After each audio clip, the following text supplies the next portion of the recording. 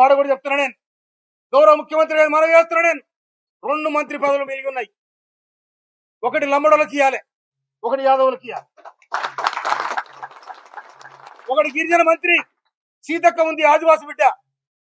ఇంకొకటి ఇలా ఎస్టీ నుంచి, లంబాడ జాతి నుంచి వాళ్ళు కూడా ఇవాళ ఎమ్మెల్యే గెలుచున్నారు. వాళ్ళ మీ ఇష్టం వచ్చినడికి ఇవ్వండి, భర్తీ చేయండి. 106 గ్రామాలలో ఇవాళ లంబాడ జాతి బ్రహ్మాండంగా కాంగ్రెస్ పార్టీకి ప్రమాదం పట్టిరు. అదేవిధంగా యాదవులు, ప్రతి ఊర్లో యాదవులు ఉన్నారు. అందుకే 2 మంత్రి పదవులు మిగిలి ఉన్నాయి. కనుక వాళ్ళకోటి ఇవ్వాలని చెప్పి నేను రాష్ట్ర ప్రభుత్వానికి, ముఖ్యమంత్రి గారికి, సోనియా గాంధీ గారికి, రాహుల్ గాంధీ గారికి, ఖర్గే గారికి నేను అప్పీల్ చేస్తా ఉన్నా. నేను ఇవాళ నన్ను ఈ నియోజకవర్గానికి నాకు చెప్పకుండా నా ప్రోటోకాల్ను, నా హక్కులను హరించినందుకు నేను ఖర్గేకు, రాహుల్ గాంధీ కూడా నేను కంప్లైంట్ చేస్తాను కూడా మనం చెప్తున్నాను. అందుకోసమనే నేను మీ కాళ్ళ చేతులలో కాలు పట్టుకొని నిలబట్టుకొచ్చాను కాదు.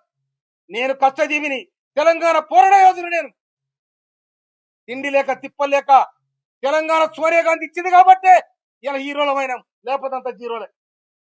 అందుకోసమనే సోనియా గాంధీ ఎందుకోసం వచ్చింది, మా మీద పెత్తనం చేయాలని మీకు ఇయ్యలే. మీ అంతా మీరు బతుకుని మీ రాజ్యం మీరు చేసుకోండి, వాడు ఎస్సీలు ఉంటే వానికి ఎవరికి అవకాశం వాడు చేసుకోమని చెప్పింది. కానీ ఇవాళ మా మీద మీ పెత్తనం ఏంటి, మా మీద మీదులు ఏంటిది? మండలపాడు నేను 9 మంది మండల పార్టీ అధ్యక్షుల అభిప్రాయం తీసుకొని ప్రకటించిన నిన్ను ఆపేద్దాము, నీకెక్కడిది? ఎవరిచ్చి నీకు అధికారం? ఎవరిచ్చి నీకు? మళ్ళీ ఏలు పెడితే బరికి రావని కూడా హెచ్చరిస్తున్నాను. అందుకోసమనే